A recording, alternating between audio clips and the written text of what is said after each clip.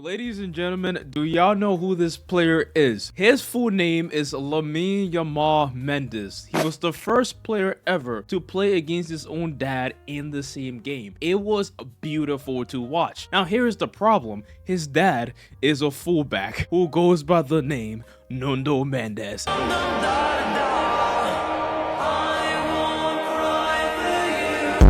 Now, ladies and gentlemen, I got very interested in this topic because I like football. We're not calling this soccer anymore. I evolved. Nuno Mendes is one of the best fullback in the world. He played left back, and his playstyle is one of the most entertaining playstyles I've ever seen from a fullback. He reminds me of prime Dani Alves, guys. This man is going up and down the field, playing winger as well as fullback. Nuno Mendes has a pocket full of Salah, Lamine Yamal, Saka, and every other winger he's gone against this season. Is absolutely absurd. His productivity has shown the world that the fullback position might be the most productive position in football right now, guys. Nobody expected this. Here's a little quiz we're gonna play. Look at the soccer field. Bro, do not go to the comments right now. Look at the football field. You probably don't know what football is, and you probably call it soccer. That is the problem. Who do you think would have a higher chance of scoring? Now, obviously, as a gringo, you're gonna say number 11, number 7, number 9, or number 10. That's where you're wrong, because in the modern game, with these black fullbacks, apart from the white ones, these guys are the ones scoring games. Nuno Mendes, Ashraf Hakimi, Alejandro Balde, Dumfries. Is he a fullback? I don't even know. But this recent Champions League just showed the importance of the fullback position. And all I want to do in today's video, guys, is understand why the fullback position is so much better than they were back in the day. It's weird. Now, my boy, we're going to start from the back. I like to do it from the... Yes, let's start this video by talking about how it started with this fullback position, because these guys were not really known for anything when football first became a thing. It was all about the wingers doing all the work. It was all about the wingers going back and forth on the field. The fullbacks were people who just stayed on the far edges of their teams. They stayed back most of the time. Their goal was to defend and stop goals. At the time, coaches didn't know that these freak of natures, these absolute athletic monsters that were usually like taller, stronger, bigger than everybody else on the field apart from the center back and the goalie, they didn't know that these guys would be useful attacking. For some reason, they didn't have me there as coach, because I actually think if I was back there as a coach during the early days of the sport, I would actually have fullbacks playing a lot further up. But that wasn't the plan for these people, right? Fullbacks should stay back. But then obviously, as the game got a lot more competitive and a lot faster, when we found wingers pushing up more, coaches said, oh, now we can have fullbacks, exploiting the fact that wingers are way too high up the pitch. That's when we saw guys like Dani Alves, guys. Dani Alves was very underrated because he was the spark in the fullback market. I think a lot of fullbacks, right or left, look up to Dani Alves because of what he did in the attacking third, man. Like, just growing up, seeing Dani Alves play with Messi, the way he was able to combine with his wingers and create plays on the ball was absolutely crazy, bro. Alves now playing this pass to the winger and making an underlap run is like checkmate. The centre-back following Messi is now too scared to leave his slot, as Barca have two men forward here. It was actually from around that time in 2015, guys, we saw the increase in the fullback usage when it comes to the attacking third. In 2015, we had 3.4 crosses per 90 minutes. And then in 2020, it went up to 4.7. And then in 2024, it went up to 6.1. It's a constant increase. And this is not just crosses. We're looking at overall touches in the final third. And what a lot of people like to say about this trend is the fullbacks aren't doing the jobs then. They're making the wingers work a lot harder because the wingers have to go back now and help these fullbacks who aren't defending as well. When we actually look at the stats and the numbers, we can see that fullbacks are still making more tackles than they were back in the day. All their stats are improving defensively and offensively, which just makes zero sense. I'm gonna be honest with y'all. It makes zero sense to have a guy like Nuno Mendes playing football, going up and down the field, creating chances, scoring goals, getting assists, but also being the best defender on the pitch. Guys, look at this work rate from Nuno Mendes right here. He beats his players, almost got a shot on goal, and then right after that, this guy is jogging back, working hard to try and make this tackle on Lamine Yamal. That is work right there. You don't see that every day.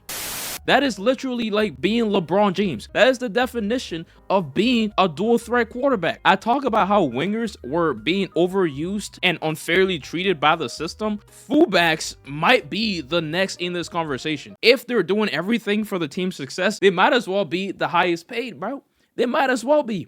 Now, a little intermission, bro. This jersey that is on me looks really nice, and I know you've been admiring the whole time, but my homie actually gifted me this jersey, and I know a lot of you guys like to buy soccer jerseys, so he sells them for cheap. I'm gonna put his link in the description or comment somewhere. Go out there and buy the jersey, right? Like, it's gonna like help you, and he got quality. I think we are seeing a shift in the traditional role of the modern day fullback. I saw Pep talking about this in his post-match interview, saying one of the reasons this Manchester City team was able to get over the hump compared to the other Manchester City teams was that they defended better in the box and defended better in 1v1 situations. And he credits that to the fact that they essentially had 4 center backs in the back line.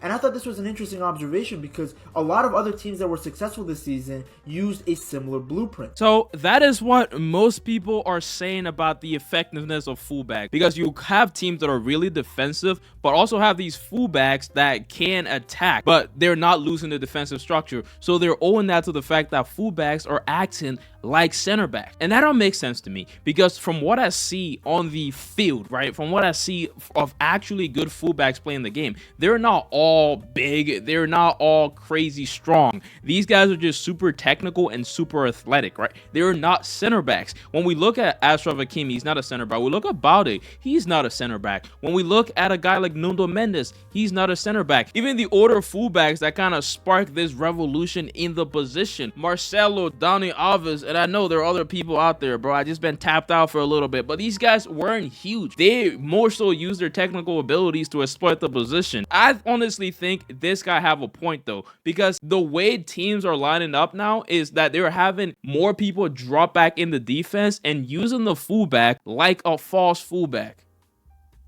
Hell no. I'm not playing. I'm right, okay? I'm completely right, and other people are talking about it too. In my humble opinion, I think the big reason why the fullback is so much more productive right now in football is because we have more versatile midfielders. These guys like Vitinha, who can drop back into the defensive line and cover for fullbacks who are going forward, because there's no way Nuno Mendes can do all this shit alone. He needs a team and a system that can really facilitate his abilities. Did you know that 2 of the top 3 most influential attacking players in the entire Premier League are fullbacks? Because Pedro Porro and Josko Gvardiol had more touches in the attacking third than almost every other player. And on one hand it makes sense, because Man City and Spurs have had the most touches in the attacking third. But you'd expect a winger or an attacking midfielder to have the most touches. So why is this? Well, it might be because so many teams now play man-to-man systems. And exactly, that is what I was trying to go at. The man-to-man system allows the fullback to be the freest on the pitch at most times, and that gives them the ability to exploit space in the midfield. Guys, I don't know anything about the tactics of the game.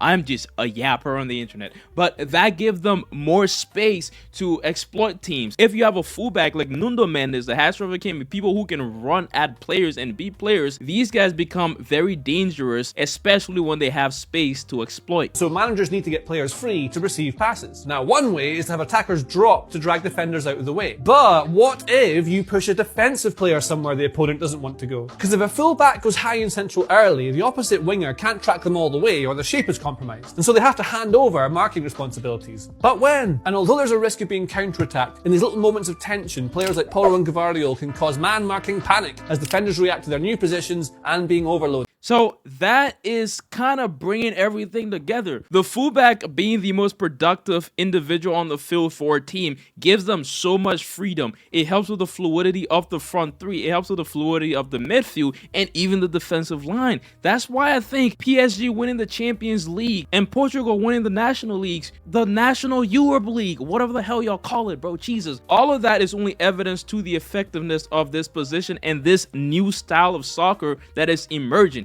We see the game change all the time. Football. But all I'm going to say is that I like seeing good fullbacks. I like seeing guys running from the back and going straight towards goal. They run longer with the ball. They dribble more with the ball. They're also just faster for some reason. And they get more time to breathe because they can decide when to go forward. They can always stay back and take their breather before they decide on attacking. Thank you for watching. Peace out.